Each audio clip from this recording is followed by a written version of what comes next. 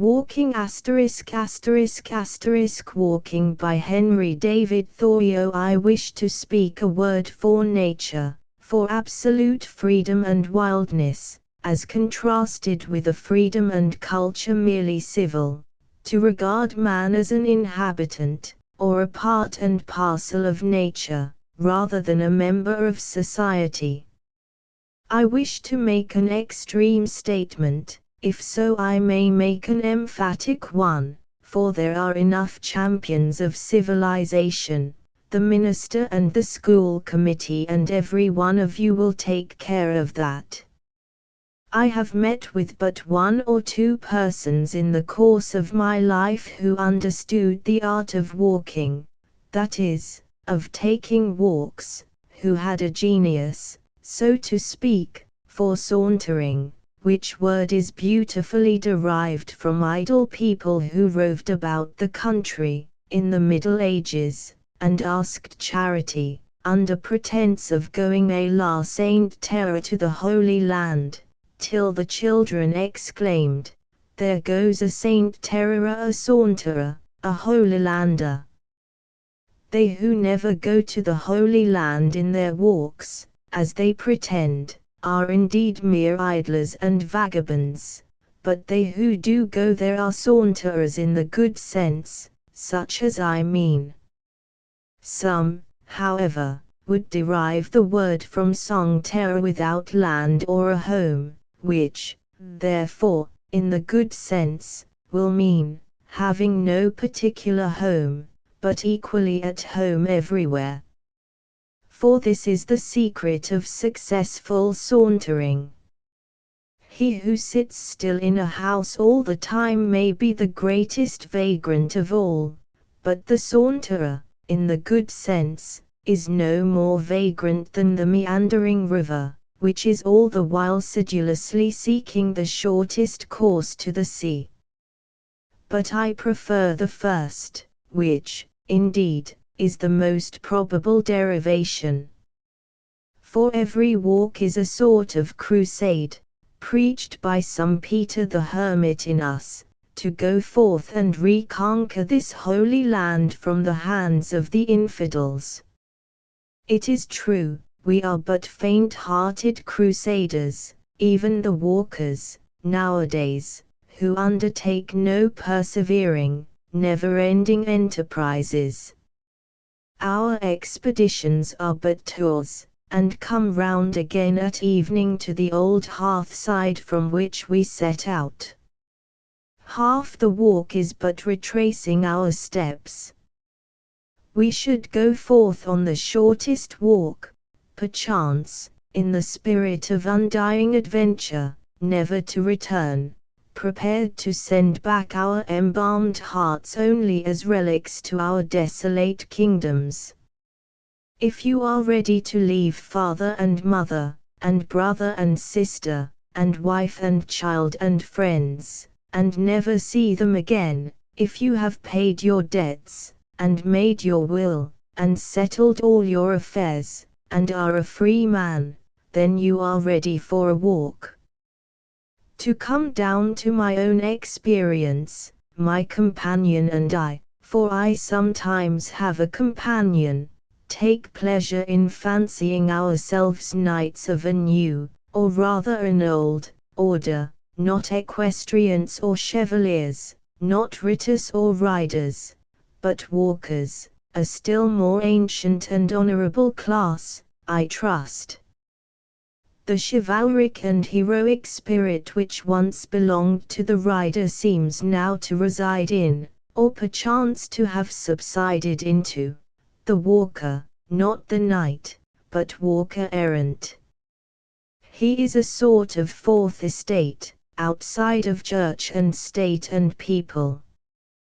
We have felt that we almost alone hereabouts practiced this noble art, though, to tell the truth, at least if their own assertions are to be received, most of my townsmen would fain walk sometimes, as I do, but they cannot. No wealth can buy the requisite leisure, freedom, and independence which are the capital in this profession. It comes only by the grace of God. It requires a direct dispensation from heaven to become a walker. You must be born into the family of the walkers. Ambulata nascita, non fit. Some of my townsmen, it is true, can remember and have described to me some walks which they took 10 years ago, in which they were so blessed as to lose themselves for half an hour in the woods.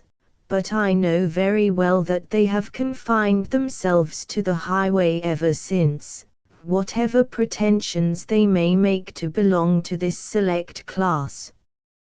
No doubt they were elevated for a moment as by the reminiscence of a previous state of existence, when even they were foresters and outlaws. When he came to Green Wood, in a merry morninge, there he heard the notes small of birds merry singinge. It is fair agone, said Robin, that I was last here, me lyst a light hell for to shoot at the Dundeer. I think that I cannot preserve my health and spirits, unless I spend 4 hours a day at least, and it is commonly more than that, sauntering through the woods and over the hills and fields, absolutely free from all worldly engagements. You may safely say, a penny for your thoughts, or £1,000. When sometimes I am reminded that the mechanics and shopkeepers stay in their shops not only all the forenoon, but all the afternoon too, sitting with crossed legs, so many of them, as if the legs were made to sit upon, and not to stand or walk upon, I think that they deserve some credit for not having all committed suicide long ago.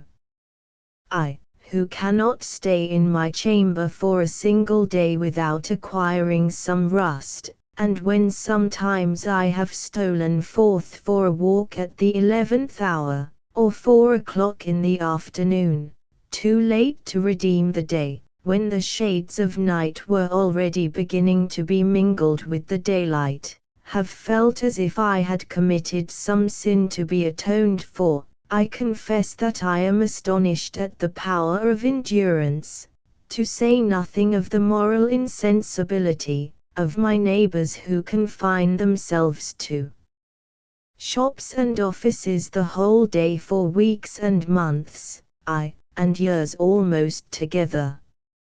I know not what manner of stuff they are of, sitting there now at 3 o'clock in the afternoon, as if it were 3 o'clock in the morning.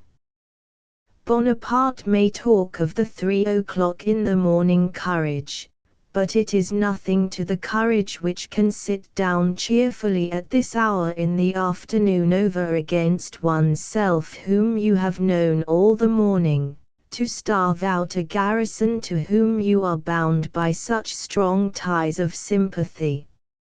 I wonder that about this time, or say between 4 and 5 o'clock in the afternoon, too late for the morning papers and too early for the evening ones, there is not a general explosion heard up and down the street, scattering a legion of antiquated and house-bred notions and whims to the four winds for an airing, and so the evil cure itself.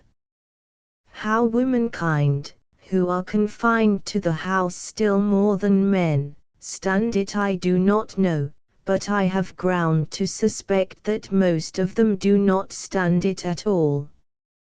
When, early in a summer afternoon, we have been shaking the dust of the village from the skirts of our garments, making haste past those houses with purely Doric or Gothic fronts, which have such an air of repose about them, my companion whispers that probably about these times their occupants are all gone to bed.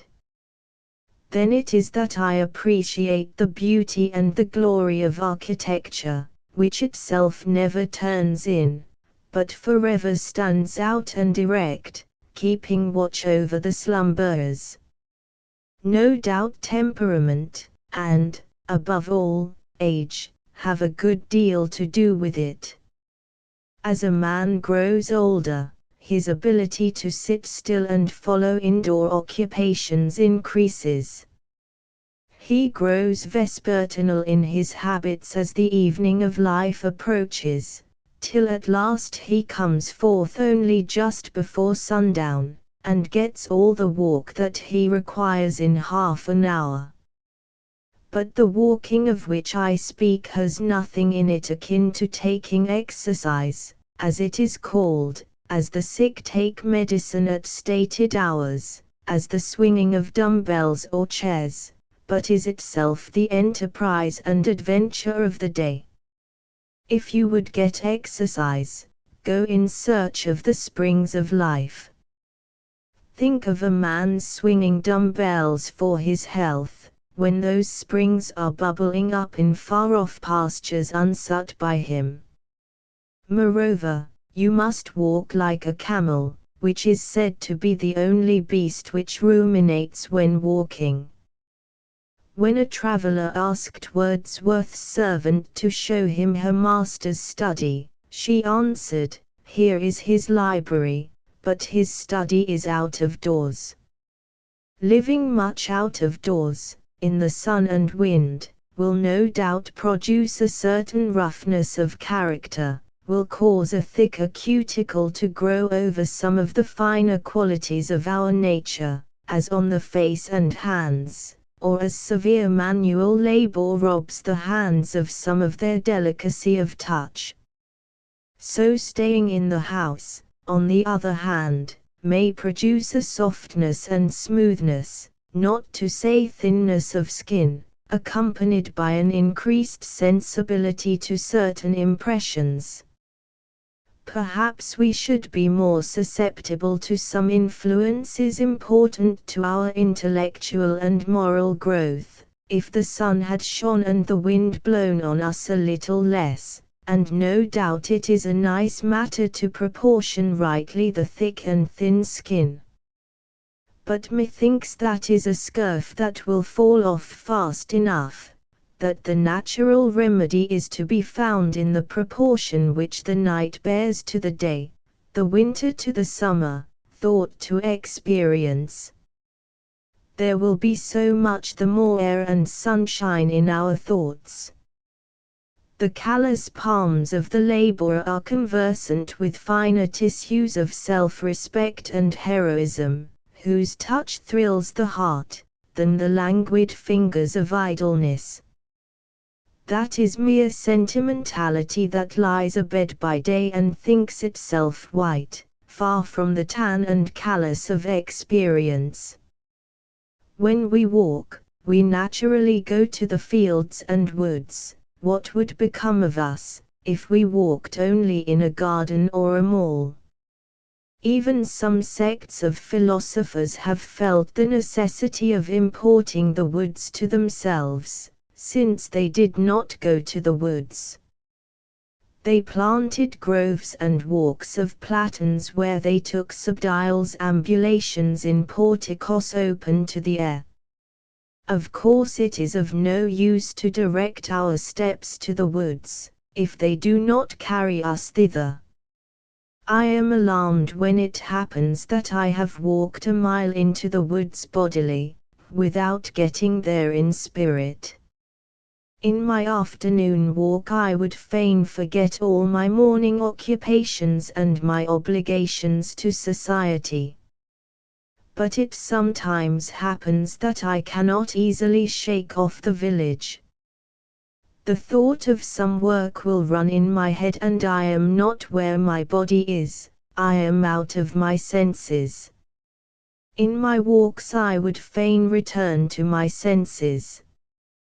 What business have I in the woods, if I am thinking of something out of the woods? I suspect myself, and cannot help a shudder when I find myself so implicated even in what are called good works, for this may sometimes happen. My vicinity affords many good walks, and though for so many years I have walked almost every day, and sometimes for several days together. I have not yet exhausted them. An absolutely new prospect is a great happiness, and I can still get this any afternoon. 2 or 3 hours walking will carry me to as strange a country as I expect ever to see. A single farmhouse which I had not seen before is sometimes as good as the dominions of the King of Durham. There is in fact a sort of harmony discoverable between the capabilities of the landscape within a circle of 10 miles radius, or the limits of an afternoon walk, and the 70 years and 10 of human life. It will never become quite familiar to you. Nowadays almost all man's improvements, so-called, as the building of houses and the cutting down of the forest and of all large trees, simply deform the landscape, and make it more and more tame and cheap. A people who would begin by burning the fences and let the forest stand. I saw the fences half consumed, their ends lost in the middle of the prairie, and some worldly miser with a surveyor looking after his bounds, while heaven had taken place around him, and he did not see the angels going to and fro, but was looking for an old post hole in the midst of paradise. I looked again, and saw him standing in the middle of a boggy Stygian fen, surrounded by devils, and he had found his bounds without a doubt. 3 little stones, where a stake had been driven, and looking nearer, I saw that the Prince of Darkness was his surveyor. I can easily walk 10, 15, 20, any number of miles, commencing at my own door, without going by any house, without crossing a road except where the fox and the mink do, first along by the river, and then the brook, and then the meadow and the woodside. There are square miles in my vicinity which have no inhabitant. From many a hill I can see civilization and the abodes of man afar. The farmers and their works are scarcely more obvious than woodchucks and their burrows. Man and his affairs, church and state and school, trade and commerce, and manufactures and agriculture, even politics, the most alarming of them all, I am pleased to see how little space they occupy in the landscape. Politics is but a narrow field, and that still narrower highway yonder leads to it. I sometimes direct the traveller thither. If you would go to the political world, follow the great road, follow that market man, keep his dust in your eyes, and it will lead you straight to it, for it, too, has its place merely, and does not occupy all space. I pass from it as from a bean field into the forest, and it is forgotten. In 1/2 hour I can walk off to some portion of the earth's surface where a man does not stand from one year's end to another, and there, consequently, politics are not, for they are but as the cigar smoke of a man. The village is the place to which the roads tend, a sort of expansion of the highway, as a lake of a river. It is the body of which roads are the arms and legs, a trivial or quadrivial place, the thoroughfare and ordinary of travellers. The word is from the Latin villa, which together with via, a way, or more anciently ved and vella, varo derives from vaho, to carry, because the villa is the place to and from which things are carried. They who got their living by teaming were said vellaturem faceria. Hence, too, the Latin word villis and our vile, also villain.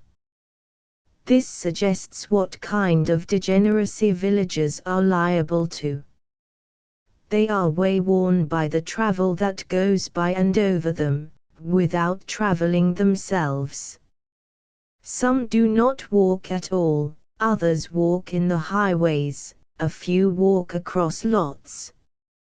Roads are made for horses and men of business. I do not travel in them much, comparatively, because I am not in a hurry to get to any tavern or grocery or livery stable or depot to which they lead.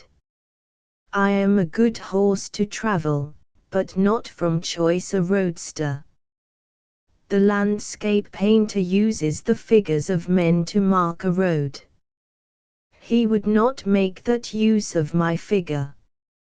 I walk out into a nature such as the old prophets and poets, Menu, Moses, Homer, Chaucer, walked in. You may name it America, but it is not America, neither Americus Vespucius, nor Columbus, nor the rest were the discoverers of it. There is a truer amount of it in mythology than in any history of America, so called, that I have seen. However, there are a few old roads that may be trodden with profit, as if they led somewhere now that they are nearly discontinued. There is the old Marlborough Road, which does not go to Marlborough now, methinks, unless that is Marlborough where it carries me. I am the bolder to speak of it here, because I presume that there are one or two such roads in every town.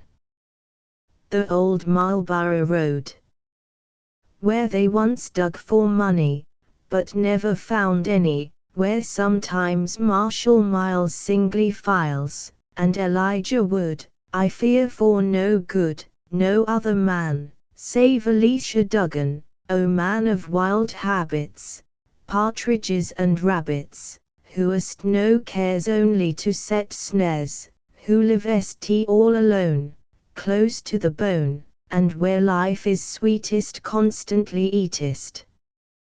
When the spring stirs my blood with the instinct to travel, I can get enough gravel on the old Marlborough Road. Nobody repairs it, for nobody wears it, it is a living way, as the Christians say. Not many there be who enter therein, only the guests of the Irishman Quin. What is it but a direction out there, and the bare possibility of going somewhere?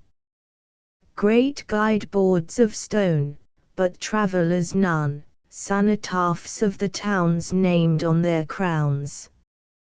It is worth going to see where you might be.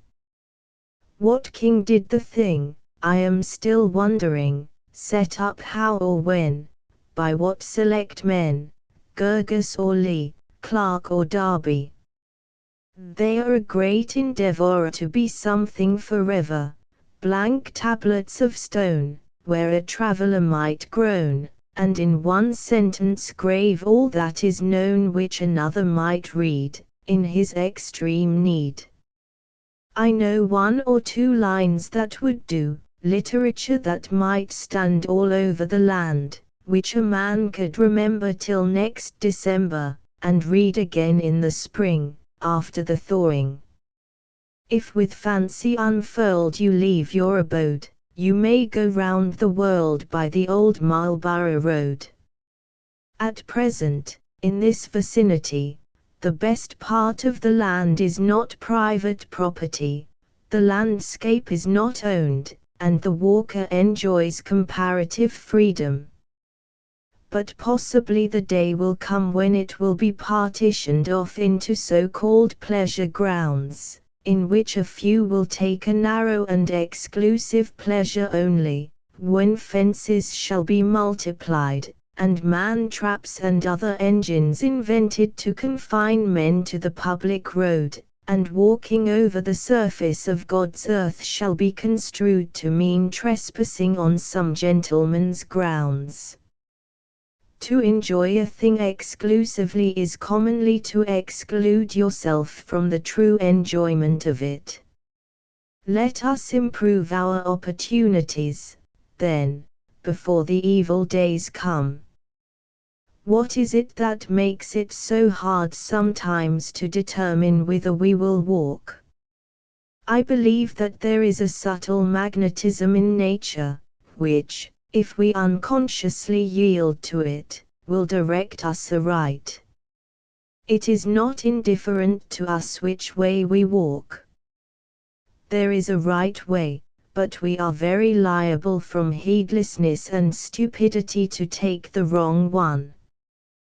We would fain take that walk, never yet taken by us through this actual world, which is perfectly symbolical of the path which we love to travel in the interior and ideal world, and sometimes, no doubt, we find it difficult to choose our direction, because it does not yet exist distinctly in our idea.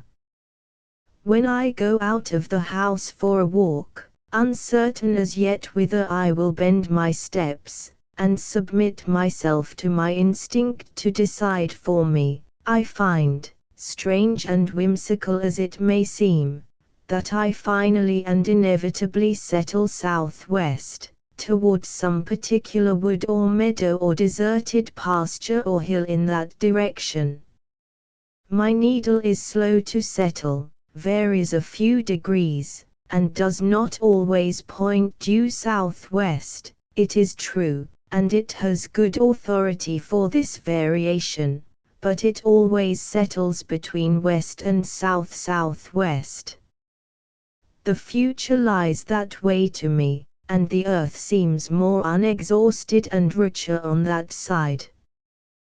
The outline which would bound my walks would be, not a circle, but a parabola, or rather like one of those cometary orbits which have been thought to be non-returning curves, in this case opening westward, in which my house occupies the place of the sun. I turn round and round irresolute sometimes for a quarter of an hour, until I decide, for 1,000th time, that I will walk into the southwest or west. Eastward I go only by force, but westward I go free. Thither no business leads me.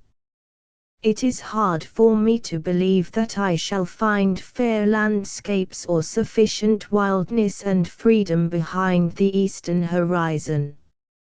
I am not excited by the prospect of a walk thither, but I believe that the forest which I see in the western horizon stretches uninterruptedly toward the setting sun, and there are no towns nor cities in it of enough consequence to disturb me. Let me live where I will, on this side is the city, on that the wilderness, and ever I am leaving the city more and more, and withdrawing into the wilderness. I should not lay so much stress on this fact, if I did not believe that something like this is the prevailing tendency of my countrymen.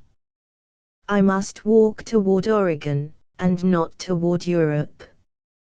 And that way the nation is moving, and I may say that mankind progress from east to west. Within a few years we have witnessed the phenomenon of a southeastward migration, in the settlement of Australia, but this affects us as a retrograde movement, and, judging from the moral and physical character of the first generation of Australians, has not yet proved a successful experiment. The Eastern Tartars think that there is nothing west beyond Thibet. The world ends there, say they, beyond there is nothing but a shoreless sea. It is unmitigated east where they live. We go eastward to realize history and study the works of art and literature, retracing the steps of the race. We go westward as into the future, with a spirit of enterprise and adventure. The Atlantic is a Lethean stream, in our passage over which we have had an opportunity to forget the old world and its institutions. If we do not succeed this time, there is perhaps one more chance for the race left before it arrives on the banks of the Styx, and that is in the Lethe of the Pacific, which is 3 times as wide. I know not how significant it is, or how far it is an evidence of singularity, that an individual should thus consent in his pettiest walk with the general movement of the race, but I know that something akin to the migratory instinct in birds and quadrupeds, which, in some instances, is known to have affected the squirrel tribe, impelling them to a general and mysterious movement, in which they were seen, say some, crossing the broadest rivers, each on its particular chip, with its tail raised for a sail, and bridging narrower streams with their dead, that something like the furor which affects the domestic cattle in the spring, and which is referred to a worm in their tails, affects both nations and individuals, either perennially or from time to time. Not a flock of wild geese cackles over our town, but it to some extent unsettles the value of real estate here, and, if I were a broker, I should probably take that disturbance into account. Then longen folk to gon on pilgrimages, and palmers for to seeken strange stronds. Every sunset which I witness inspires me with the desire to go to a west as distant and as fair as that into which the sun goes down. He appears to migrate westward daily, and tempt us to follow him.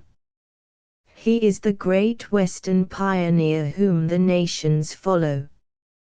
We dream all night of those mountain ridges in the horizon, though they may be of vapor only, which were last gilded by his rays. The island of Atlantis, and the islands and gardens of the Hesperides, a sort of terrestrial paradise, appear to have been the great west of the ancients, enveloped in mystery and poetry. Who has not seen in imagination, when looking into the sunset sky, the gardens of the Hesperides, and the foundation of all those fables? Columbus felt the westward tendency more strongly than any before. He obeyed it, and found a new world for Castile and Leon. The herd of men in those days scented fresh pastures from afar. And now the sun had stretched out all the hills, and now was dropped into the western bay. At last he rose, and twitched his mantle blue, tomorrow to fresh woods and pastures new. Where on the globe can there be found an area of equal extent with that occupied by the bulk of our states, so fertile and so rich and varied in its productions, and at the same time so habitable by the European, as this is? Michaux, who knew but part of them, says that the species of large trees are much more numerous in North America than in Europe. In the United States there are more than 140 species that exceed 30 feet in height. In France there are but 30 that attain this size. Later botanists more than confirm his observations.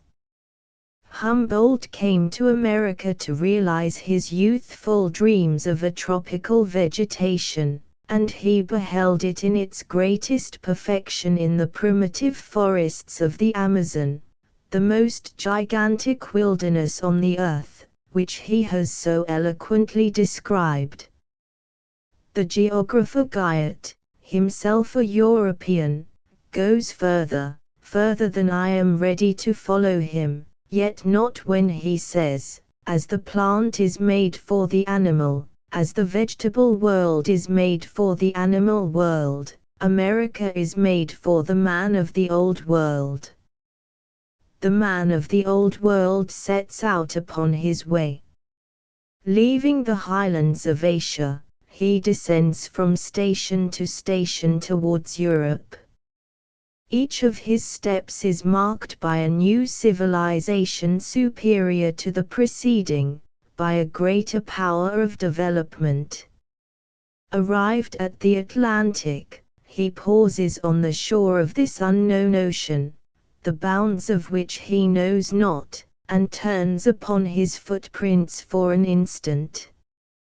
When he has exhausted the rich soil of Europe, and reinvigorated himself, then recommences his adventurous career westward as in the earliest ages. So far Guyot. From this western impulse coming in contact with the barrier of the Atlantic sprang the commerce and enterprise of modern times.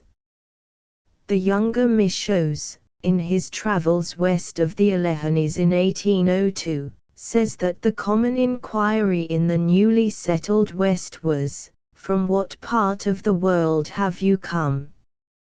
As if these vast and fertile regions would naturally be the place of meeting and common country of all the inhabitants of the globe. To use an obsolete Latin word, I might say, ex orient lux, ex occident frax. From the east light, from the west fruit. Sir Francis Head, an English traveller and a Governor-General of Canada, tells us that in both the northern and southern hemispheres of the New World, nature has not only outlined her works on a larger scale, but has painted the whole picture with brighter and more costly colors than she used in delineating and in beautifying the Old World. The heavens of America appear infinitely higher, the sky is bluer, the air is fresher, the cold is intenser, the moon looks larger, the stars are brighter, the thunder is louder, the lightning is vivider, the wind is stronger, the rain is heavier, the mountains are higher, the rivers longer, the forests bigger, the plains broader. This statement will do at least to set against Buffon's account of this part of the world and its productions. Linnaeus said long ago, "Nescio qua facies lita, glabra plantis Americanis." I know not what there is of joyous and smooth in the aspect of American plants, and I think that in this country there are no, or at most very few, Africani bestiae, African beasts, as the Romans called them, and that in this respect also it is peculiarly fitted for the habitation of man. We are told that within 3 miles of the center of the East Indian city of Singapore, some of the inhabitants are annually carried off by tigers, but the traveler can lie down in the woods at night almost anywhere in North America without fear of wild beasts. These are encouraging testimonies. If the moon looks larger here than in Europe, probably the sun looks larger also. If the heavens of America appear infinitely higher, and the stars brighter, I trust that these facts are symbolical of the height to which the philosophy and poetry and religion of her inhabitants may one day soar. At length, perchance, the immaterial heaven will appear as much higher to the American mind, and the intimations that star it as much brighter. For I believe that climate does thus react on man, as there is something in the mountain air that feeds the spirit and inspires. Will not man grow to greater perfection intellectually as well as physically under these influences? Or is it unimportant how many foggy days there are in his life? I trust that we shall be more imaginative, that our thoughts will be clearer, fresher, and more ethereal, as our sky, our understanding more comprehensive and broader, like our plains, our intellect generally on a grander scale, like our thunder and lightning, our rivers and mountains and forests, and our hearts shall even correspond in breadth and depth and grandeur to our inland seas. Perchance there will appear to the traveller something, he knows not what, of lighter and glabrer, of joyous and serene, in our very faces. Else to what end does the world go on, and why was America discovered? To Americans I hardly need to say, westward the star of empire takes its way. As a true patriot, I should be ashamed to think that Adam in paradise was more favorably situated on the whole than the backwoods man in this country. Our sympathies in Massachusetts are not confined to New England, though we may be estranged from the South, we sympathize with the West. There is the home of the younger sons, as among the Scandinavians they took to the sea for their inheritance.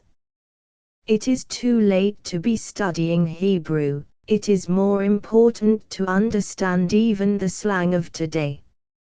Some months ago I went to see a panorama of the Rhine.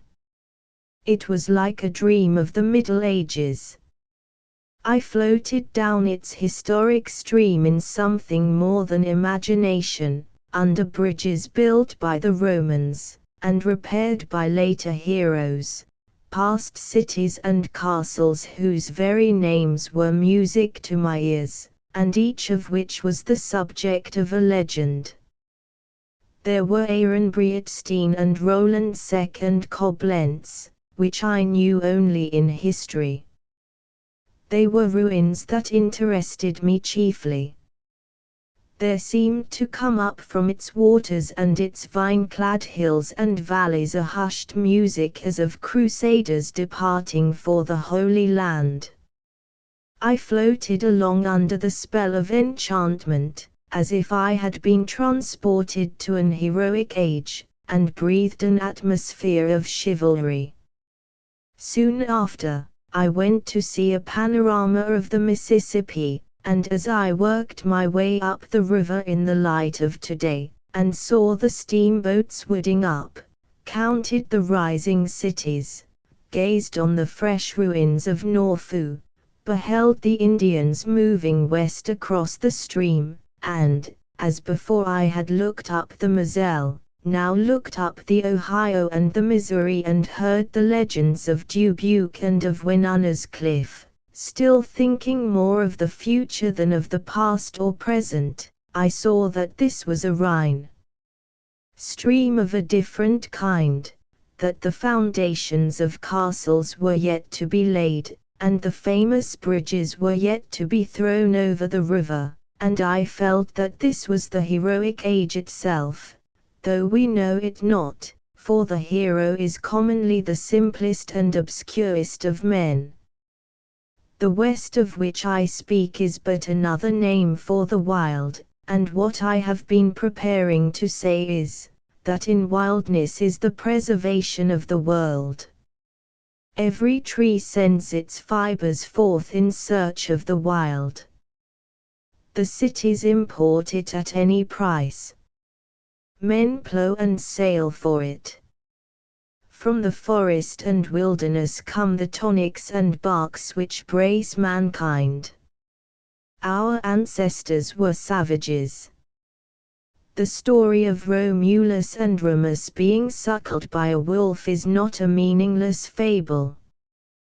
The founders of every state which has risen to eminence have drawn their nourishment and vigor from a similar wild source.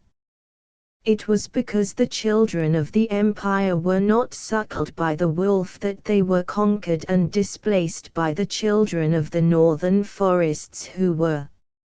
I believe in the forest, and in the meadow, and in the night in which the corn grows. We require an infusion of hemlock spruce or arbor vitae in our tea. There is a difference between eating and drinking for strength and from mere gluttony. The Hottentots eagerly devour the marrow of the kudu and other antelopes raw, as a matter of course. Some of our northern Indians eat raw the marrow of the Arctic reindeer, as well as various other parts, including the summits of the antlers, as long as they are soft. And herein, perchance, they have stolen a march on the cooks of Paris. They get what usually goes to feed the fire. This is probably better than stall-fed beef and slaughterhouse pork to make a man of. Give me a wildness whose glance no civilization can endure, as if we lived on the marrow of kudus devoured raw. There are some intervals which border the strain of the wood thrush, to which I would migrate, wild lands where no settler has squatted, to which, methinks, I am already acclimated.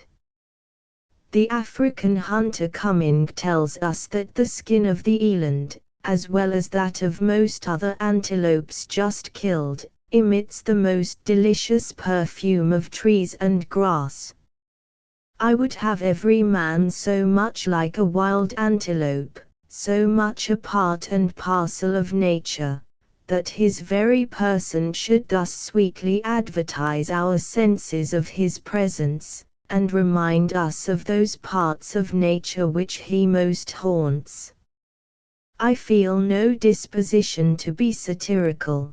When the trapper's coat emits the odor of musquash even, it is a sweeter scent to me than that which commonly exhales from the merchant's or the scholar's garments. When I go into their wardrobes and handle their vestments, I am reminded of no grassy plains and flowery meads which they have frequented, but of dusty merchants' exchanges and libraries rather. A tanned skin is something more than respectable, and perhaps olive is a fitter color than white for a man, a denizen of the woods. The pale white man.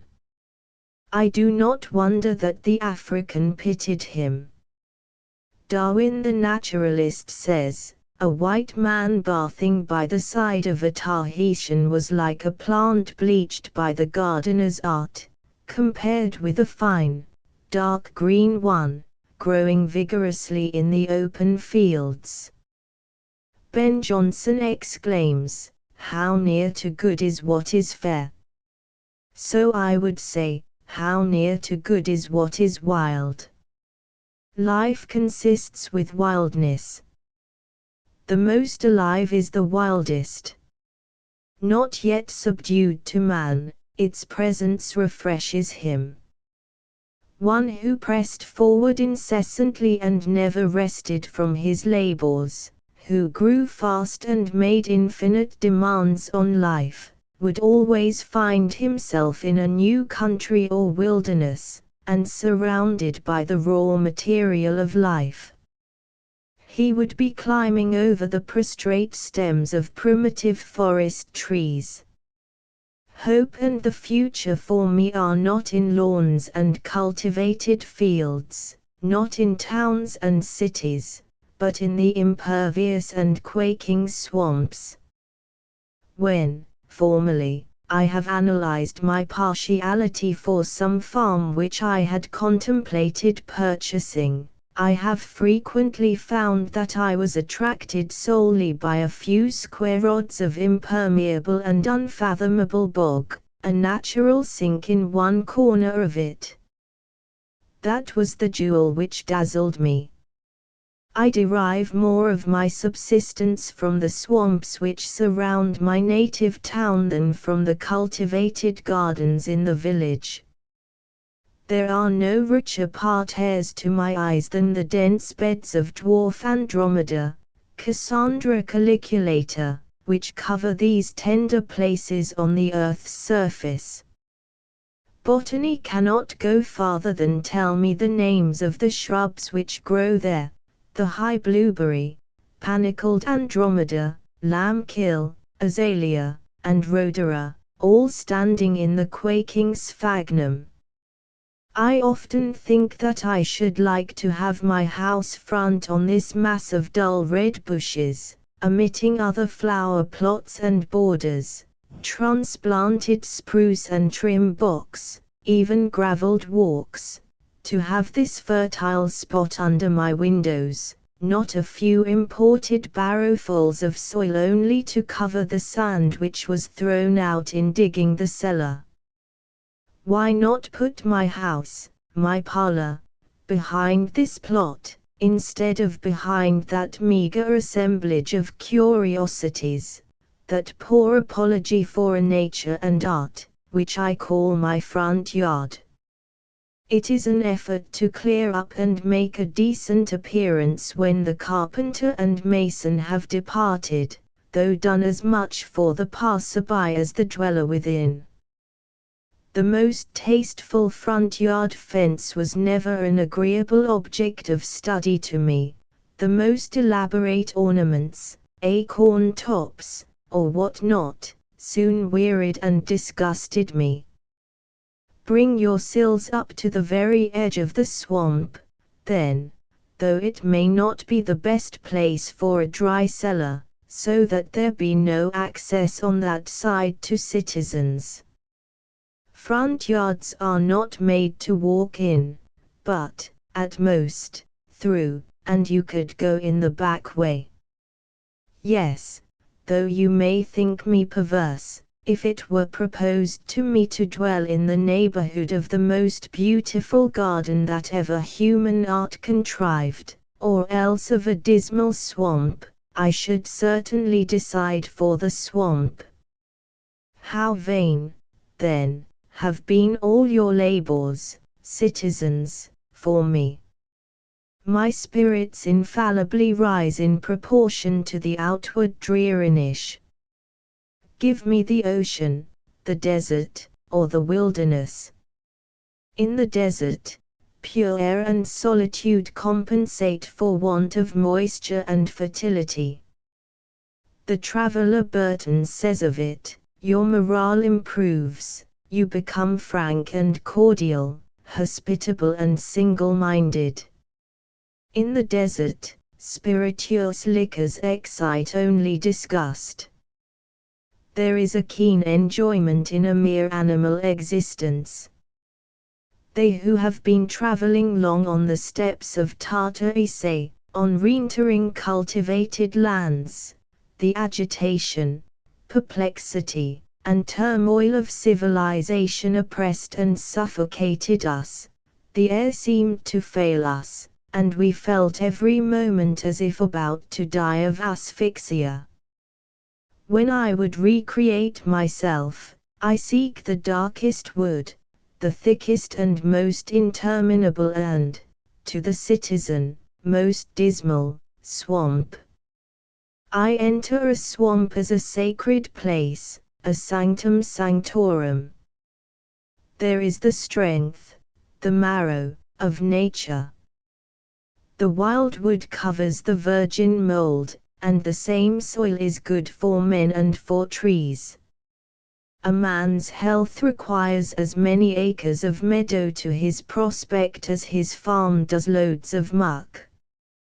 There are the strong meats on which he feeds. A town is saved, not more by the righteous men in it than by the woods and swamps that surround it. A township where one primitive forest waves above while another primitive forest rots below, such a town is fitted to raise not only corn and potatoes, but poets and philosophers for the coming ages. In such a soil grew Homer and Confucius and the rest, and out of such a wilderness comes the reformer eating locusts and wild honey.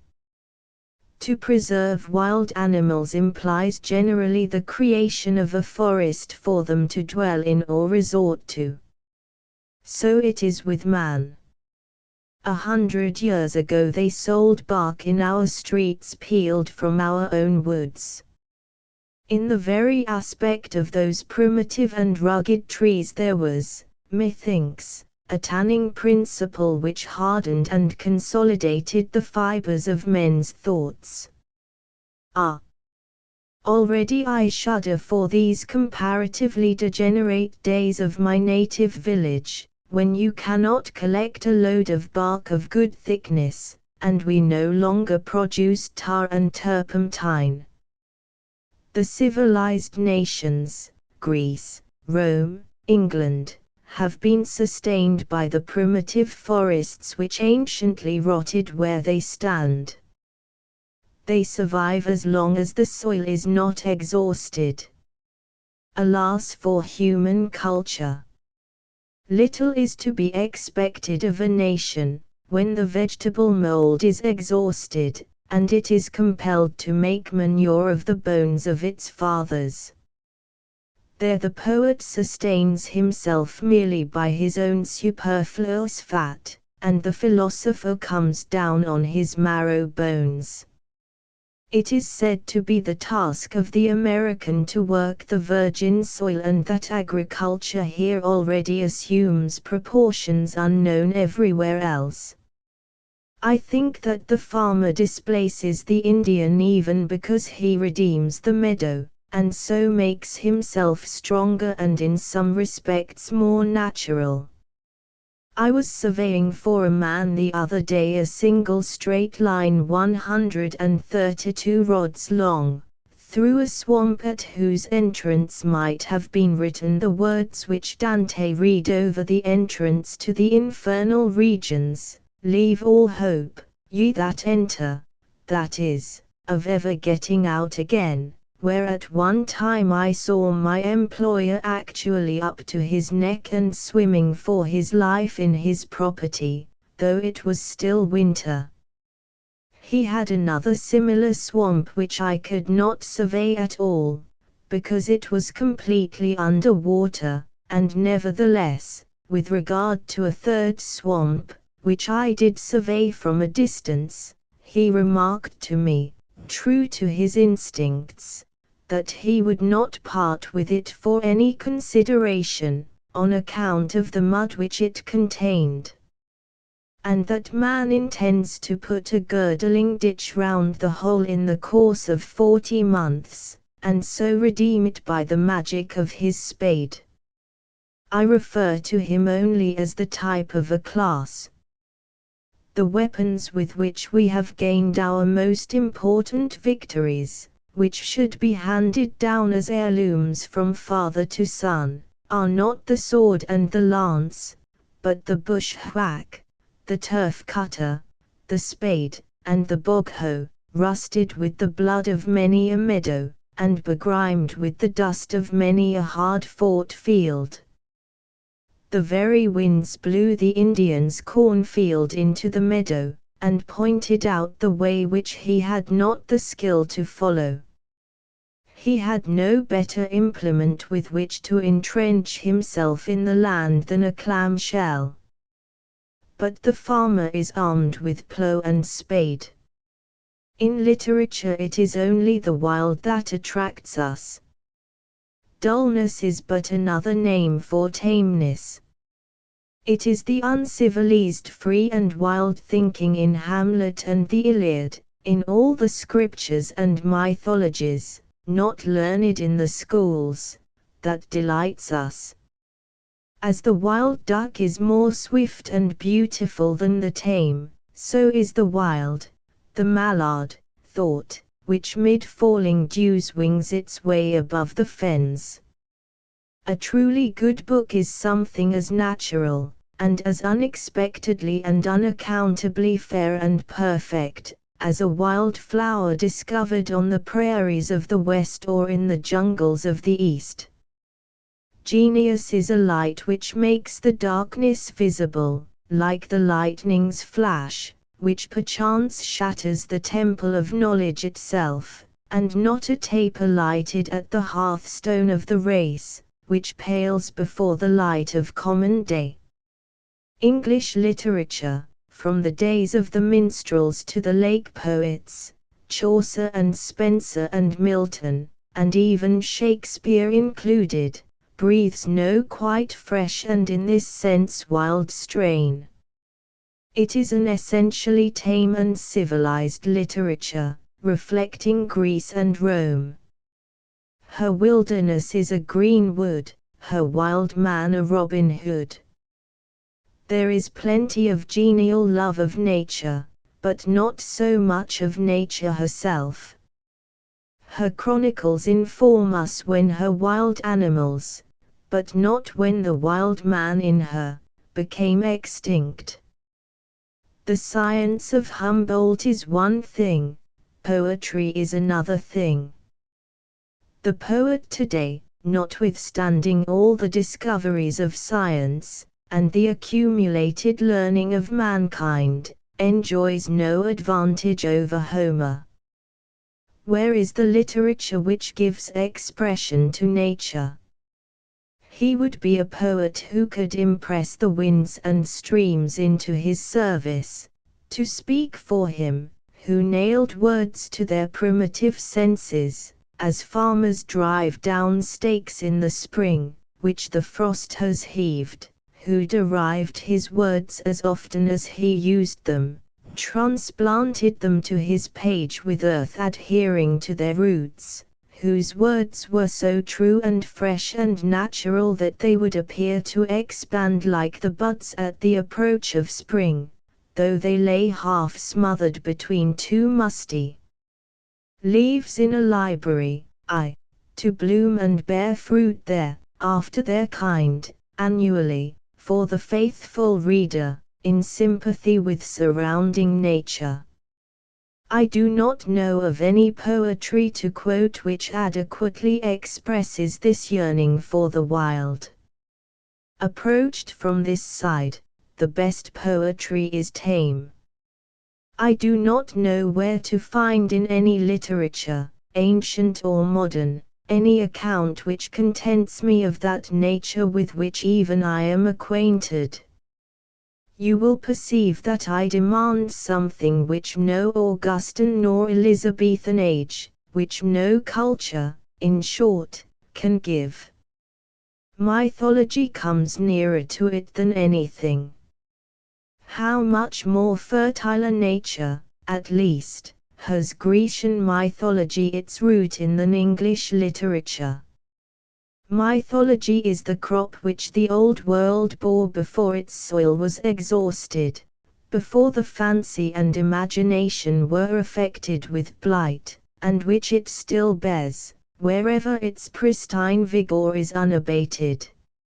All other literatures endure only as the elms which overshadow our houses, but this is like the great dragon tree of the Western Isles, as old as mankind, and, whether that does or not, will endure as long, for the decay of other literatures makes the soil in which it thrives. The West is preparing to add its fables to those of the East. The valleys of the Ganges, the Nile, and the Rhine, having yielded their crop, it remains to be seen what the valleys of the Amazon, the Plate, the Orinoco, the St. Lawrence, and the Mississippi will produce. Perchance, when, in the course of ages, American liberty has become a fiction of the past, as it is to some extent a fiction of the present, the poets of the world will be inspired by American mythology. The wildest dreams of wild men, even, are not the less true, though they may not recommend themselves to the sense which is most common among Englishmen and Americans today. It is not every truth that recommends itself to the common sense. Nature has a place for the wild clematis as well as for the cabbage. Some expressions of truth are reminiscent, others merely sensible, as the phrase is, others prophetic. Some forms of disease, even, may prophesy forms of health. The geologist has discovered that the figures of serpents, griffins, flying dragons, and other fanciful embellishments of heraldry, have their prototypes in the forms of fossil species which were extinct before man was created, and hence indicate a faint and shadowy knowledge of a previous state of organic existence. The Hindus dreamed that the earth rested on an elephant, and the elephant on a tortoise, and the tortoise on a serpent, and though it may be an unimportant coincidence, it will not be out of place here to state that a fossil tortoise has lately been discovered in Asia large enough to support an elephant. I confess that I am partial to these wild fancies, which transcend the order of time and development. They are the sublimest recreation of the intellect. The partridge loves peas, but not those that go with her into the pot. In short, all good things are wild and free. There is something in a strain of music, whether produced by an instrument or by the human voice. Take the sound of a bugle in a summer night, for instance, which by its wildness, to speak without satire, reminds me of the cries emitted by wild beasts in their native forests. It is so much of their wildness as I can understand. Give me for my friends and neighbors wild men, not tame ones. The wildness of the savage is but a faint symbol of the awful fierity with which good men and lovers meet. I love even to see the domestic animals reassert their native rights, any evidence that they have not wholly lost their original wild habits and vigor, as when my neighbor's cow breaks out of her pasture early in the spring and boldly swims the river, a cold, gray tide, 25 or 30 rods wide, swollen by the melted snow. It is the buffalo crossing the Mississippi. This exploit confers some dignity on the herd in my eyes, already dignified. The seeds of instinct are preserved under the thick hides of cattle and horses, like seeds in the bowels of the earth, an indefinite period. Any sportiveness in cattle is unexpected. I saw one day a herd of a dozen bullocks and cows running about and frisking in unwieldy sport, like huge rats, even like kittens. They shook their heads, raised their tails, and rushed up and down a hill, and I perceived by their horns, as well as by their activity, their relation to the deer tribe. But, alas! A sudden loud woe would have damped their ardor at once, reduced them from venison to beef, and stiffened their sides and sinews like the locomotive. Who but the evil one has cried woe to mankind? Indeed, the life of cattle, like that of many men, is but a sort of locomotiveness. They move aside at a time, and man, by his machinery, is meeting the horse and the ox halfway. Whatever part the whip has touched is thenceforth palsied. Who would ever think of a side of any of the supple cat tribe, as we speak of a side of beef? I rejoice that horses and steers have to be broken before they can be made the slaves of men, and that men themselves have some wild oats still left to sow before they become submissive members of society. Undoubtedly, all men are not equally fit subjects for civilization, and because the majority, like dogs and sheep, are tame by inherited disposition, this is no reason why the others should have their natures broken that they may be reduced to the same level. Men are in the main alike, but they were made several in order that they might be various. If a low use is to be served, one man will do nearly or quite as well as another, if a high one, individual excellence is to be regarded. Any man can stop a hole to keep the wind away, but no other man could serve so rare a use as the author of this illustration did. Confucius says, "The skins of the tiger and the leopard, when they are tanned, are as the skins of the dog and the sheep tanned."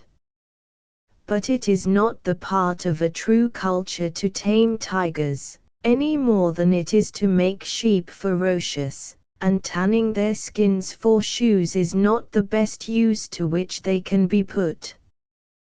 When looking over a list of men's names in a foreign language, as of military officers, or of authors who have written on a particular subject, I am reminded once more that there is nothing in a name.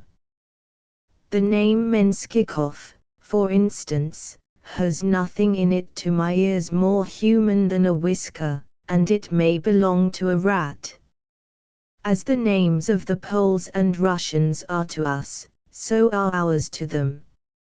It is as if they had been named by the child's rigmarole, Iriwiri Ichrivan, Tittle Toltan. I see in my mind a herd of wild creatures swarming over the earth, and to each the herdsman has affixed some barbarous sound in his own dialect. The names of men are, of course, as cheap and meaningless as Bose and Trey, the names of dogs.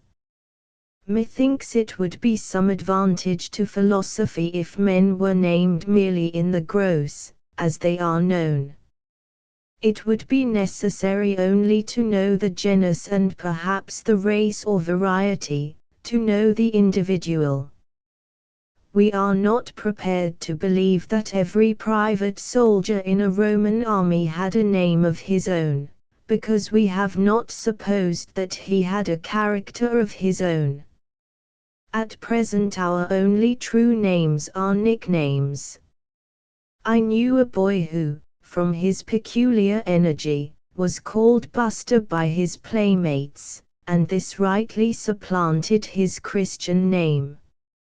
Some travelers tell us that an Indian had no name given him at first, but earned it, and his name was his fame, and among some tribes he acquired a new name with every new exploit.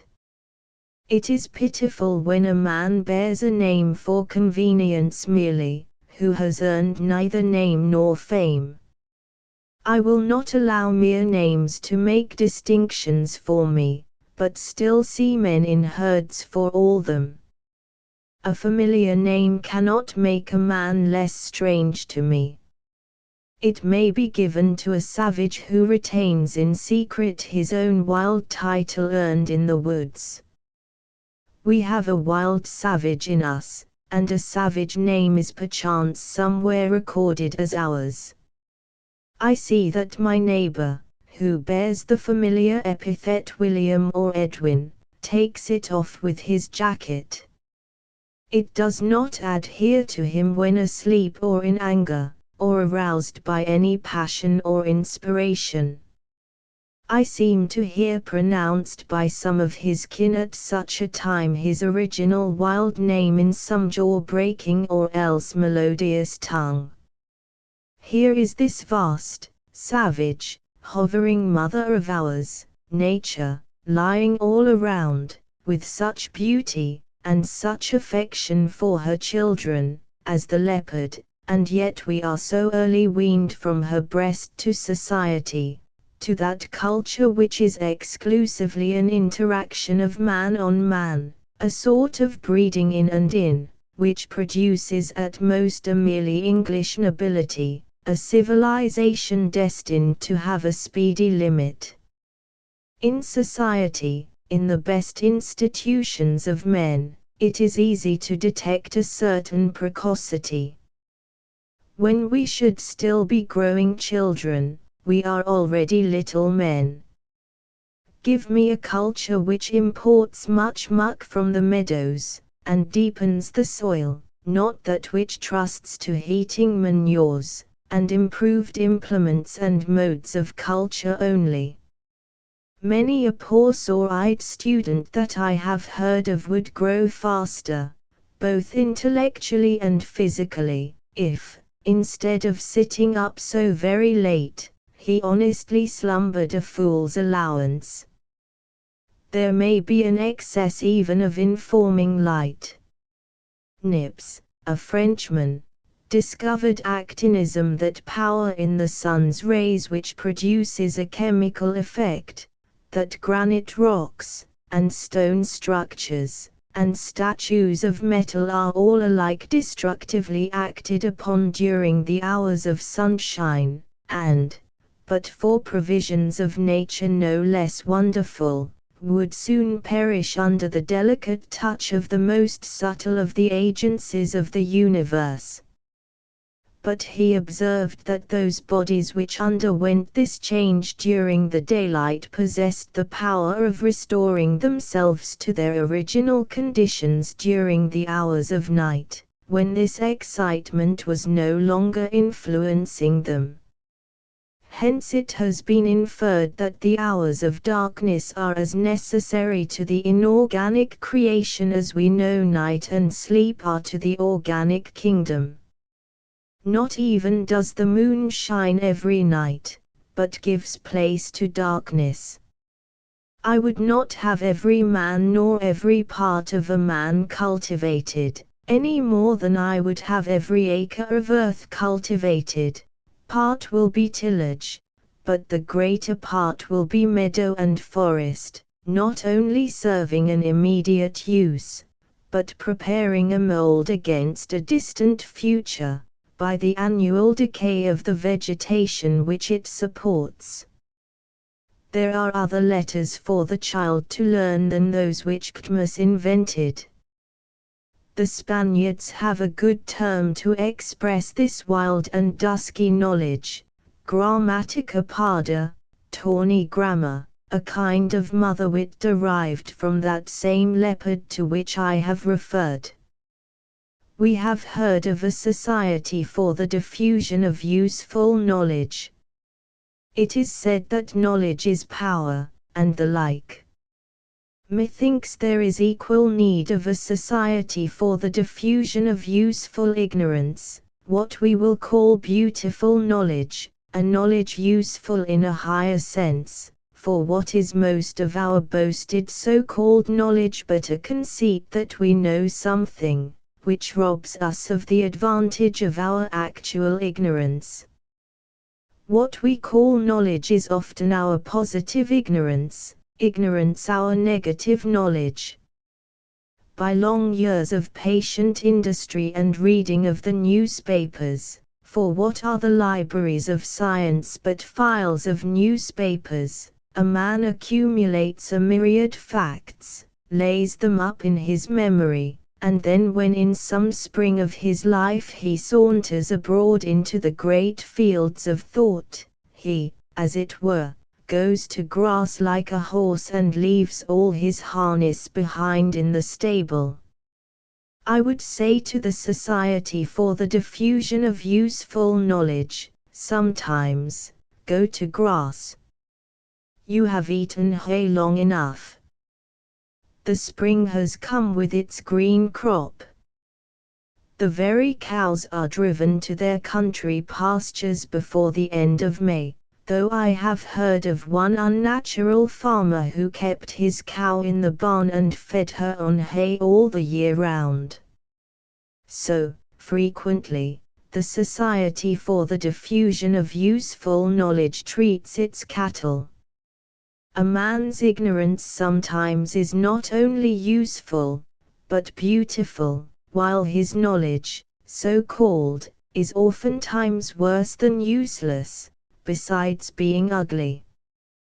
Which is the best man to deal with, he who knows nothing about a subject, and, what is extremely rare, knows that he knows nothing, or he who really knows something about it, but thinks that he knows all? My desire for knowledge is intermittent, but my desire to bathe my head in atmospheres unknown to my feet is perennial and constant. The highest that we can attain to is not knowledge, but sympathy with intelligence. I do not know that this higher knowledge amounts to anything more definite than a novel and grand surprise on a sudden revelation of the insufficiency of all that we called knowledge before, a discovery that there are more things in heaven and earth than are dreamed of in our philosophy. It is the lighting up of the mist by the sun. Man cannot know in any higher sense than this, any more than he can look serenely and with impunity in the face of the sun. You will not perceive that, as perceiving a particular thing, say the Chaldean oracles. There is something servile in the habit of seeking after a law which we may obey. We may study the laws of matter at and for our convenience, but a successful life knows no law. It is an unfortunate discovery certainly, that of a law which binds us where we did not know before that we were bound. Live free, child of the mist, and with respect to knowledge we are all children of the mist. The man who takes the liberty to live is superior to all the laws, by virtue of his relation to the lawmaker. That is active duty, says the Vishnu Purana, which is not for our bondage, that is knowledge which is for our liberation. All other duty is good only unto weariness, all other knowledge is only the cleverness of an artist. It is remarkable how few events or crises there are in our histories, how little exercised we have been in our minds, how few experiences we have had. I would fain be assured that I am growing apace and rankly, though my very growth disturb this dull equanimity, though it be with struggle through long, dark, muggy nights or seasons of gloom. It would be well if all our lives were a divine tragedy even, instead of this trivial comedy or farce. Dante, Bunyan, and others appear to have been exercised in their minds more than we. They were subjected to a kind of culture such as our district schools and colleges do not contemplate. Even Mahomet, though many may scream at his name, had a good deal more to live for, and to die for, than they have commonly. When, at rare intervals, some thought visits one, as perchance he is walking on a railroad, then, indeed, the cars go by without his hearing them. But soon, by some inexorable law, our life goes by and the cars return. Gentle breeze, that wanderest unseen, and bendest the thistles round, Loira of storms, traveller of the windy glens, why hast thou left my ear so soon? While almost all men feel an attraction drawing them to society, few are attracted strongly to nature. In their relation to nature men appear to me for the most part, notwithstanding their arts, lower than the animals. It is not often a beautiful relation, as in the case of the animals. How little appreciation of the beauty of the landscape there is among us. We have to be told that the Greeks called the world beauty, or order, but we do not see clearly why they did so, and we esteem it at best only a curious philological fact.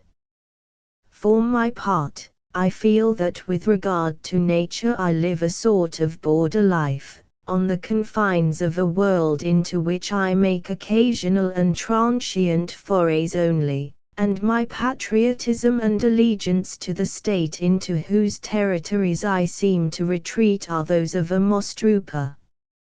Unto a life which I call natural I would gladly follow even a will-o'-the-wisp through bogs and sloughs unimaginable, but no moon nor firefly has shown me the causeway to it. Nature is a personality so vast and universal that we have never seen one of her features.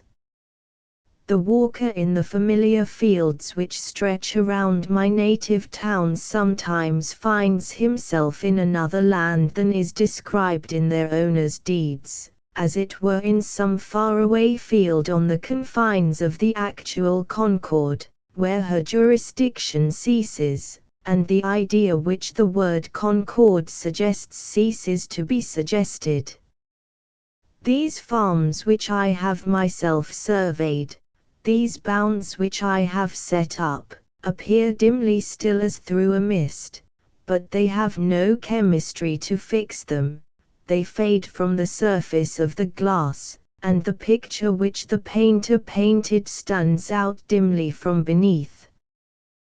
The world with which we are commonly acquainted leaves no trace, and it will have no anniversary.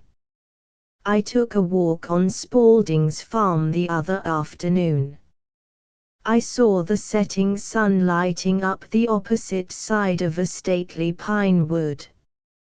Its golden rays straggled into the aisles of the wood as into some noble hall. I was impressed as if some ancient and altogether admirable and shining family had settled there in that part of the land called Concord, unknown to me, to whom the sun was servant, who had not gone into society in the village, who had not been called on. I saw their park, their pleasure ground, beyond through the wood, in Spaulding's cranberry meadow. The pines furnished them with gables as they grew. Their house was not obvious to vision, the trees grew through it. I do not know whether I heard the sounds of a suppressed hilarity or not. They seemed to recline on the sunbeams. They have sons and daughters. They are quite well. The farmer's cart path, which leads directly through their hall, does not in the least put them out, as the muddy bottom of a pool is sometimes seen through the reflected skies. They never heard of Spaulding, and do not know that he is their neighbor, notwithstanding I heard him whistle as he drove his team through the house. Nothing can equal the serenity of their lives. Their coat of arms is simply a lichen. I saw it painted on the pines and oaks. Their attics were in the tops of the trees. They are of no politics. There was no noise of labor. I did not perceive that they were weaving or spinning. Yet I did detect, when the wind lulled and hearing was done away, the finest imaginable sweet musical hum, as of a distant hive in May, which perchance was the sound of their thinking. They had no idle thoughts, and no one without could see their work, for their industry was not as in knots and excrescences embayed. But I find it difficult to remember them. They fade irrevocably out of my mind even now while I speak and endeavor to recall them, and recollect myself. It is only after a long and serious effort to recollect my best thoughts that I become again aware of their cohabitancy. If it were not for such families as this, I think I should move out of Concord. We are accustomed to say in New England that few and fewer pigeons visit us every year. Our forests furnish no mast for them. So, it would seem, few and fewer thoughts visit each growing man from year to year, for the grove in our minds is laid waste, sold to feed unnecessary fires of ambition, or sent to mill, and there is scarcely a twig left for them to perch on. They no longer build nor breed with us. In some more genial season, perchance, a faint shadow flits across the landscape of the mind, cast by the wings of some thought in its vernal or autumnal migration, but, looking up, we are unable to detect the substance of the thought itself. Our winged thoughts are turned to poultry. They no longer soar, and they attain only to a Shanghai and Cochin China grandeur. Those great thoughts, those great men you hear of. We hug the earth, how rarely we mount. Methinks we might elevate ourselves a little more. We might climb a tree, at least. I found my account in climbing a tree once. It was a tall white pine, on the top of a hill, and though I got well pitched, I was well paid for it, for I discovered new mountains in the horizon which I had never seen before, so much more of the earth and the heavens. I might have walked about the foot of the tree for 60 years and 10, and yet I certainly should never have seen them. But, above all, I discovered around me, it was near the end of June, on the ends of the topmost branches only, a few minute and delicate red cone-like blossoms, the fertile flower of the white pine looking heavenward.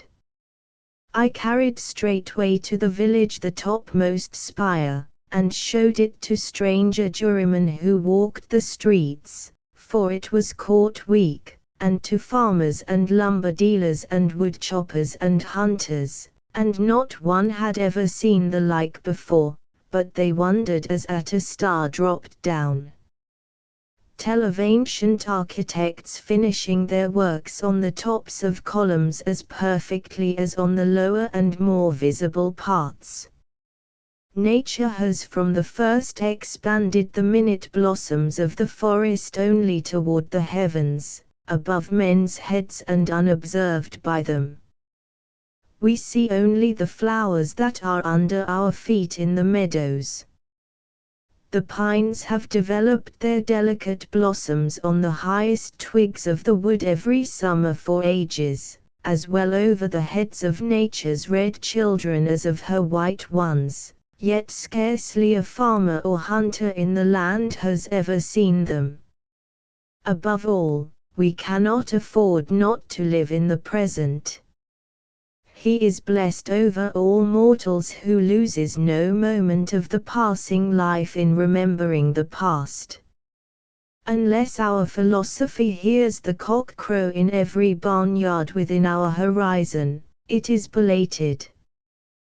That sound commonly reminds us that we are growing rusty and antique in our employments and habits of thoughts. His philosophy comes down to a more recent time than ours. There is something suggested by it that is a newer testament, the gospel according to this moment. He has not fallen astern, he has got up early and kept up early, and to be where he is to be in season, in the foremost rank of time. It is an expression of the health and soundness of nature, a brag for all the world, healthiness as of a spring burst forth, a new fountain of the muses, to celebrate this last instant of time. Where he lives no fugitive slave laws are passed. Who has not betrayed his master many times since last he heard that note? The merit of this bird's strain is in its freedom from all plaintiveness. The singer can easily move us to tears or to laughter, but where is he who can excite in us a pure morning joy? When, in doleful dumps, breaking the awful stillness of our wooden sidewalk on a Sunday, or, perchance, a watcher in the house of mourning, I hear a cockerel crow far or near, I think to myself, there is one of us well, at any rate, and with a sudden gush return to my senses. We had a remarkable sunset one day last November. I was walking in a meadow, the source of a small brook, when the sun at last, just before setting, after a cold grey day, reached a clear stratum in the horizon, and the softest, brightest morning sunlight fell on the dry grass and on the stems of the trees in the opposite horizon and on the leaves of the shrub oaks on the hillside, while our shadows stretched long over the meadow eastward, as if we were the only motes in its beams. It was such a light as we could not have imagined a moment before, and the air also was so warm and serene that nothing was wanting to make a paradise of that meadow. When we reflected that this was not a solitary phenomenon, never to happen again, but that it would happen forever and ever, an infinite number of evenings, and cheer and reassure the latest child that walked there, it was more glorious still.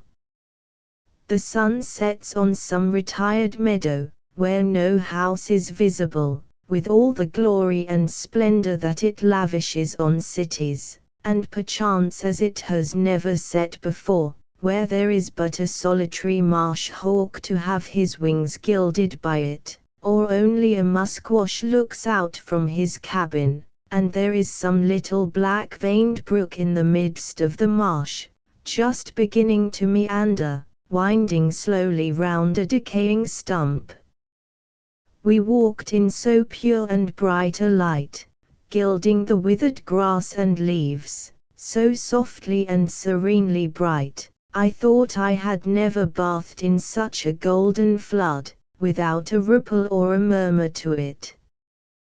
The west side of every wood and rising ground gleamed like the boundary of Elysium, and the sun on our backs seemed like a gentle herdsman driving us home at evening.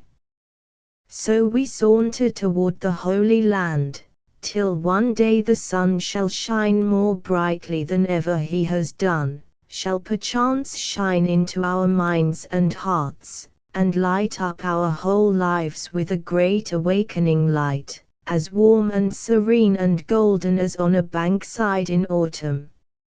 End of the Project Gutenberg ebook Walking ***** Updated editions will replace the previous one, the old editions will be renamed. Creating the works from print editions not protected by U.S. copyright law means that no one owns a United States copyright in these works, so the Foundation, and you, can copy and distribute it in the United States without permission and without paying copyright royalties. Special rules, set forth in the general terms of use part of this license, apply to copying and distributing Project Gutenberg trademark symbol electronic works to protect the Project Gutenberg trademark symbol concept and trademark. Project Gutenberg is a registered trademark, and may not be used if you charge for an ebook, except by following the terms of the trademark license, including paying royalties for use of the Project Gutenberg trademark. If you do not charge anything for copies of this ebook, complying with the trademark license is very easy. You may use this ebook for nearly any purpose such as creation of derivative works, reports, performances and research. Project Gutenberg ebooks may be modified and printed and given away. You may do practically anything in the United States with ebooks not protected by U.S. copyright law. Redistribution is subject to the trademark license, especially commercial redistribution. Start. Full license. The full Project Gutenberg license. Please read this before you distribute or use this work to protect the Project Gutenberg trademark symbol mission of promoting the free distribution of electronic works, by using or distributing this work, or any other work associated in any way with the phrase Project Gutenberg, you agree to comply with all the terms of the full Project Gutenberg trademark symbol license available with this file or online at www.gutenberg.org/license. Section 1. General Terms of Use and Redistributing Project Gutenberg Trademark Symbol Electronic Works 1.0. By reading or using any part of this Project Gutenberg trademark symbol electronic work, you indicate that you have read, understand, agree to and accept all the terms of this license and intellectual property, trademark/copyright, agreement. If you do not agree to abide by all the terms of this agreement, you must cease using and return or destroy all copies of Project Gutenberg trademark symbol electronic works in your possession. If you paid a fee for obtaining a copy of or access to a Project Gutenberg trademark symbol electronic work and you do not agree to be bound by the terms of this agreement, you may obtain a refund from the person or entity to whom you paid the fee as set forth in paragraph 1.e.8. 1.b Project Gutenberg is a registered trademark. It may only be used on or associated in any way with an electronic work by people who agree to be bound by the terms of this agreement. There are a few things that you can do with most Project Gutenberg trademark symbol electronic works even without complying with the full terms of this agreement. See paragraph 1.c below. There are a lot of things you can do with Project Gutenberg trademark symbol electronic works if you follow the terms of this agreement and help preserve free future access to Project Gutenberg trademark symbol electronic works. See paragraph 1.e below. 1.c. The Project Gutenberg Literary Archive Foundation, the Foundation or PGLAF, owns a compilation copyright in the collection of Project Gutenberg trademark symbol electronic works. Nearly all the individual works in the collection are in the public domain in the United States. If an individual work is unprotected by copyright law in the United States and you are located in the United States, we do not claim a right to prevent you from copying, distributing, performing, displaying or creating derivative works based on the work as long as all references to Project Gutenberg are removed. Of course, we hope that you will support the Project Gutenberg trademark symbol mission of promoting free access to electronic works by freely sharing Project Gutenberg trademark symbol works in compliance with the terms of this agreement for keeping the Project Gutenberg trademark symbol name associated with the work. You can easily comply with the terms of this agreement by keeping this work in the same format with its attached full Project Gutenberg trademark symbol license when you share it without charge with others. 1.d. The copyright laws of the place where you are located also govern what you can do with this work. Copyright laws in most countries are in a constant state of change. If you are outside the United States, check the laws of your country in addition to the terms of this agreement before downloading, copying, displaying, performing, distributing or creating derivative works based on this work or any other Project Gutenberg trademark symbol work. The Foundation makes no representations concerning the copyright status of any work in any country other than the United States. 1.e Unless you have removed all references to Project Gutenberg. 1.e.1. The following sentence, with active links to, or other immediate access to, the full Project Gutenberg trademark symbol license must appear prominently whenever any copy of a Project Gutenberg trademark symbol work, any work on which the phrase Project Gutenberg appears, or with which the phrase Project Gutenberg is associated, is accessed, displayed, performed, viewed, copied or distributed. This ebook is for the use of anyone anywhere in the United States and most other parts of the world at no cost and with almost no restrictions whatsoever. You may copy it, give it away or reuse it under the terms of the Project Gutenberg license included with this ebook or online at www.gutenberg.org. If you are not located in the United States, you will have to check the laws of the country where you are located before using this ebook. 1.e.2.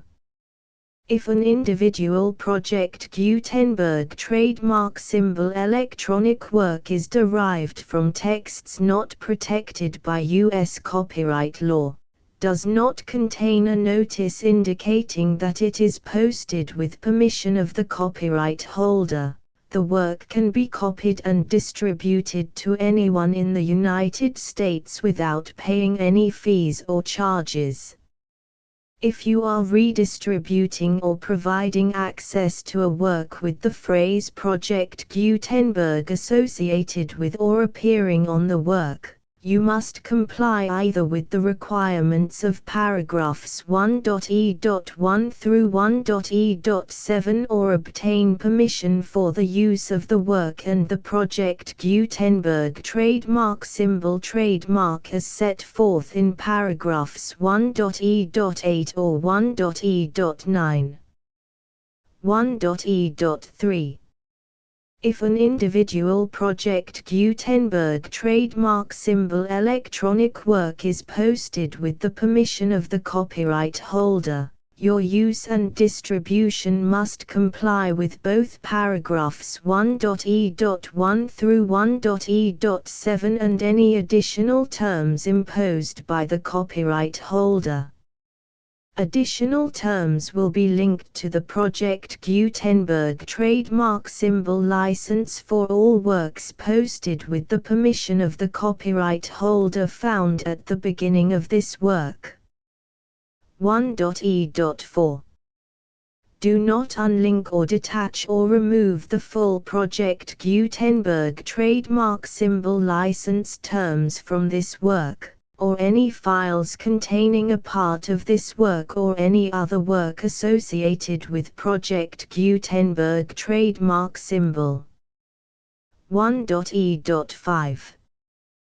Do not copy, display, perform, distribute or redistribute this electronic work, or any part of this electronic work, without prominently displaying the sentence set forth in paragraph 1.e.1 with active links or immediate access to the full terms of the Project Gutenberg trademark symbol license.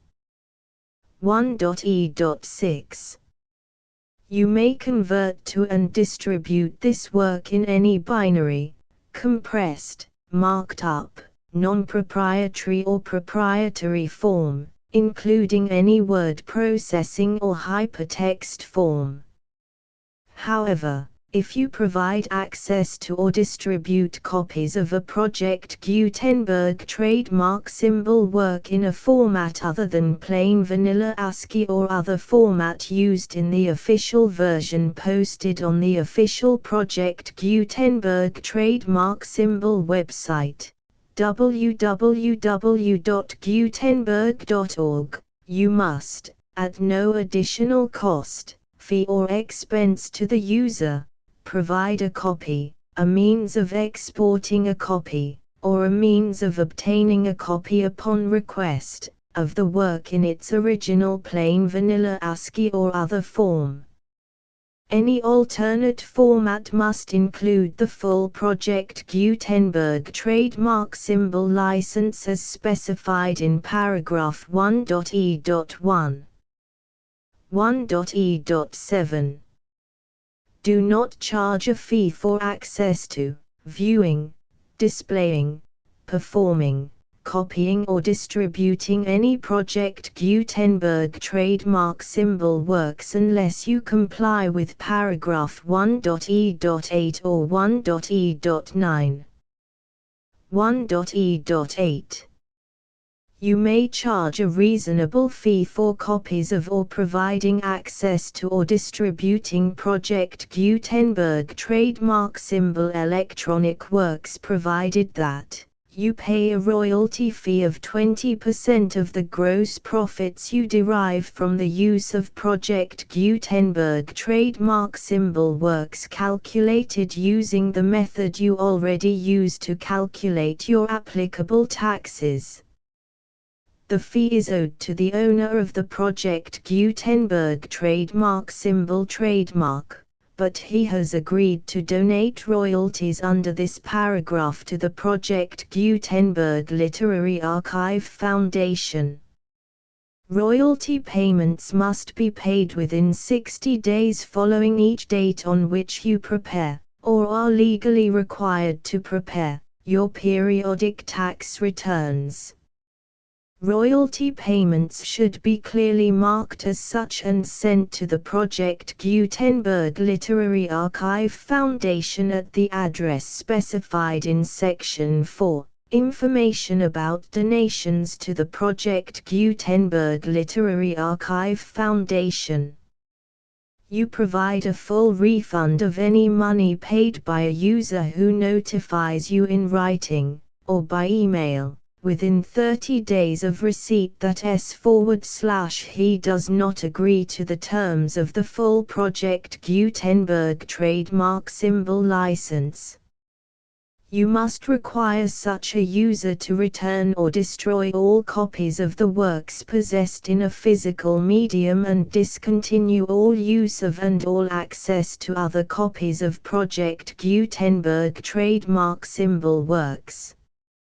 You provide, in accordance with paragraph 1.f.3, a full refund of any money paid for a work or a replacement copy, if a defect in the electronic work is discovered and reported to you within 90 days of receipt of the work.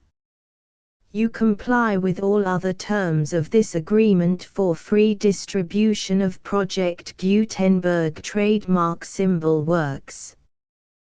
1.e.9.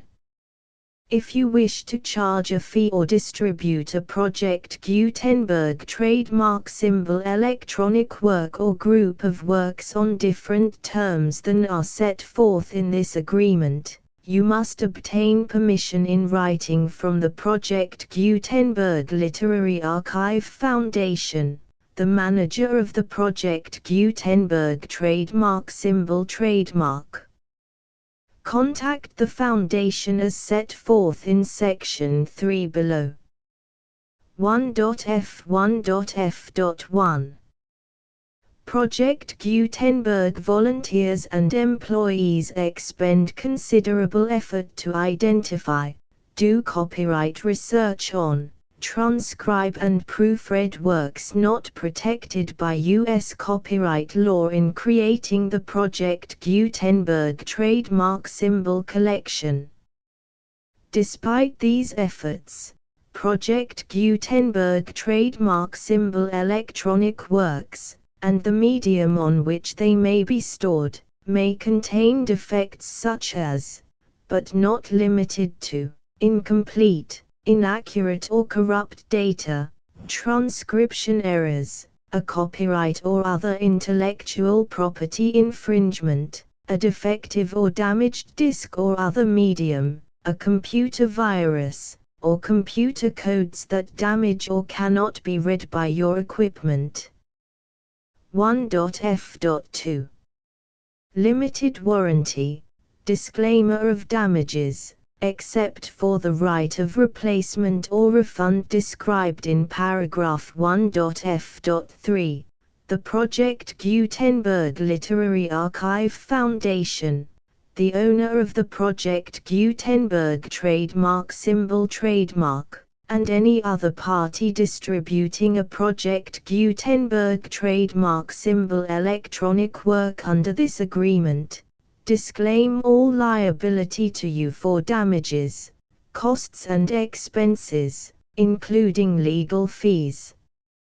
You agree that you have no remedies for negligence, strict liability, breach of warranty or breach of contract except those provided in paragraph 1.f.3. You agree that the Foundation, the trademark owner, and any distributor under this agreement will not be liable to you for actual, direct, indirect, consequential, punitive or incidental damages even if you give notice of the possibility of such damage.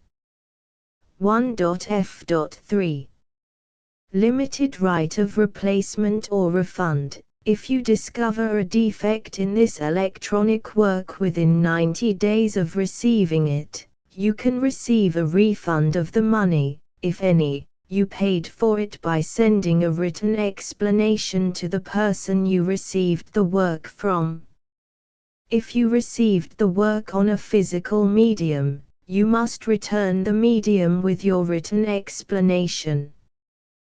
The person or entity that provided you with the defective work may elect to provide a replacement copy in lieu of a refund.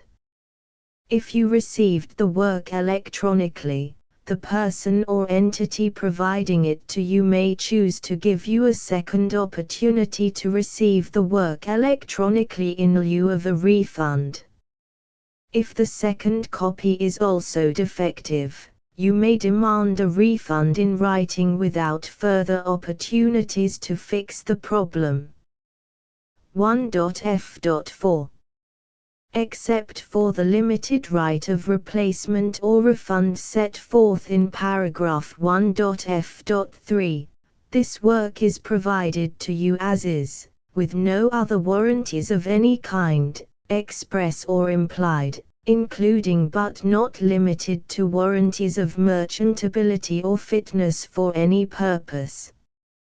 1.f.5 Some states do not allow disclaimers of certain implied warranties or the exclusion or limitation of certain types of damages. If any disclaimer or limitation set forth in this agreement violates the law of the state applicable to this agreement, the agreement shall be interpreted to make the maximum disclaimer or limitation permitted by the applicable state law. The invalidity or unenforceability of any provision of this agreement shall not void the remaining provisions. 1.f.6 Indemnity. You agree to indemnify and hold the Foundation, the trademark owner, any agent or employee of the Foundation, anyone providing copies of Project Gutenberg trademark symbol electronic works in accordance with this agreement, and any volunteers associated with the production, promotion and distribution of Project Gutenberg trademark symbol electronic works, harmless from all liability, costs and expenses, including legal fees, that arise directly or indirectly from any of the following which you do or cause to occur. A. Distribution of this or any Project Gutenberg trademark symbol work. B. Alteration, modification, or additions or deletions to any Project Gutenberg trademark symbol work, and C. Any defect you cause. Section 2. Information about the mission of Project Gutenberg trademark symbol. Project Gutenberg trademark symbol is synonymous with the free distribution of electronic works in formats readable by the widest variety of computers, including obsolete, old, middle-aged and new computers. It exists because of the efforts of hundreds of volunteers and donations from people in all walks of life.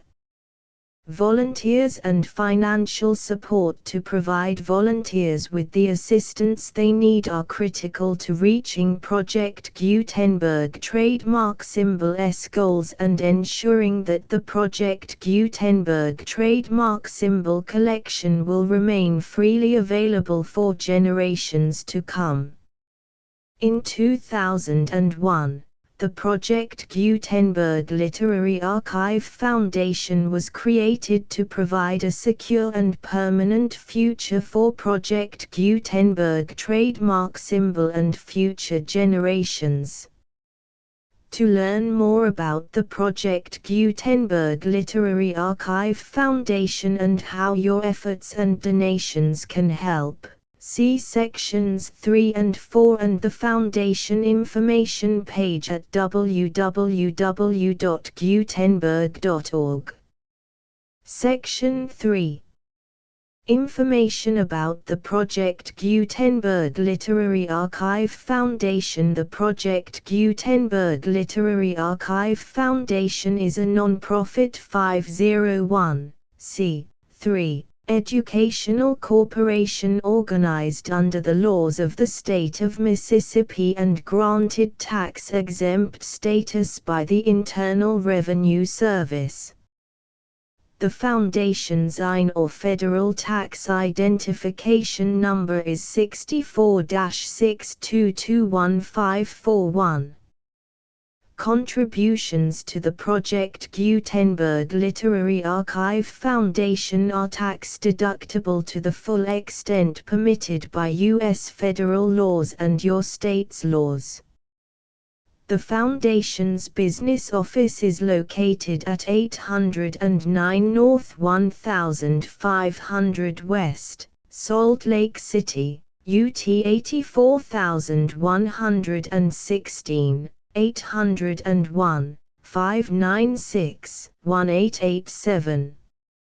Email contact links and up-to-date contact information can be found at the Foundation's website and official page at www.gutenberg.org/contact section 4. Information about donations to the Project Gutenberg Literary Archive Foundation. Project Gutenberg trademark symbol depends upon and cannot survive without widespread public support and donations to carry out its mission of increasing the number of public domain and licensed works that can be freely distributed in machine-readable form accessible by the widest array of equipment, including outdated equipment. Many small donations, $1 to $5,000, are particularly important to maintaining tax-exempt status with the IRS. The Foundation is committed to complying with the laws regulating charities and charitable donations in all 50 states of the United States. Compliance requirements are not uniform and it takes a considerable effort, much paperwork and many fees to meet and keep up with these requirements. We do not solicit donations in locations where we have not received written confirmation of compliance. To send donations or determine the status of compliance for any particular state, visit www.gutenberg.org/donate. While we cannot and do not solicit contributions from states where we have not met the solicitation requirements, we know of no prohibition against accepting unsolicited donations from donors in such states who approach us with offers to donate. International donations are gratefully accepted, but we cannot make any statements concerning tax treatment of donations received from outside the United States. U.S. laws alone swamp our small staff. Please check the Project Gutenberg web pages for current donation methods and addresses. Donations are accepted in a number of other ways, including checks, online payments and credit card donations. To donate, please visit www.gutenberg.org/donate. Section 5. General information about Project Gutenberg Trademark Symbol Electronic Works. Professor Michael S. Hart was the originator of the Project Gutenberg trademark symbol concept of a library of electronic works that could be freely shared with anyone.